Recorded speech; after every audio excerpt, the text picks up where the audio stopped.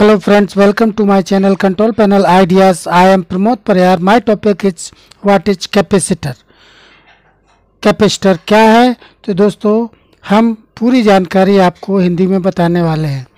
तो मैं अपने टेक्नीशियंस एवं आईटीआई साथी लोग एवं टेक्निकल वर्क करने वाले साथी लोग से बोलूँगा, अगर हमारा चैनल सब्सक्राइब न किया हो तो प्लीज़ सब्सक्राइब कर लें और बेल आइकन को दबाकर ऑल पर क्लिक कर लें, जिससे आने वाला हर वीडियो आप तक प्राप्त होता रहे।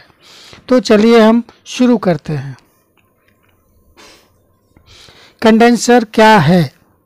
कंडेंसर एक ऐसी युक्ति है जिसमें विद्युत आवेश को एकत्रित किया जाता है और किसी चालक की धारिता को बढ़ाया जाता है। कंडेंसर को कैपेसिटर या संधारित्र भी कहते हैं।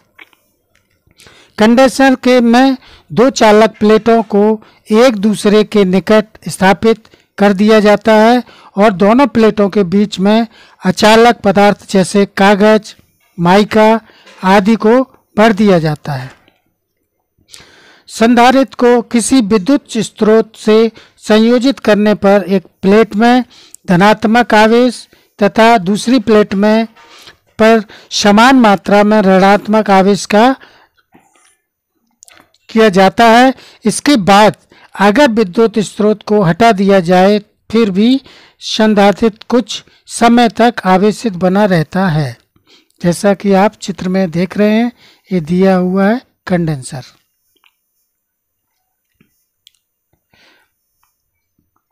संधारित्र की धारिता क्या है? संधारित्र के विद्युत आवेश एकत्रित करने की क्षमता को संधारित्र की धारिता C कहते हैं। इसका मात्रक फैराड है। संधारित्र की धारिता संधारित्र में प्लेटों के बीच की दूरी, प्लेटों के क्षेत्रफल, उनके बीच के अचालक पदार्थ आदि पर निर्भर करती है। किसी चालक का विभव उसके आवेश के अनुक्रमानुपाती होता है। Q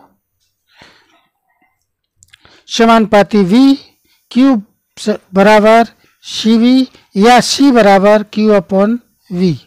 यहाँ पर C एक नियंत्रक है जिसे चालक की धारिता कहते हैं।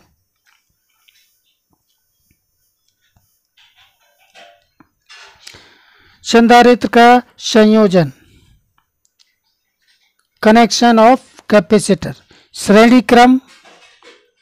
श्रेणी क्रम में संधारित्रों की कुल संख्या 1/C बराबर 1/C1 plus 1/C2 plus 1/C3। तो दोस्तों इसमें दिया हुआ है आपका, देखिए सीरीज में ये कनेक्शन कैपेसिटर का दिया हुआ है। ये आपका C1 हो गया, ये C2 हो गया और ये C3 हो गया।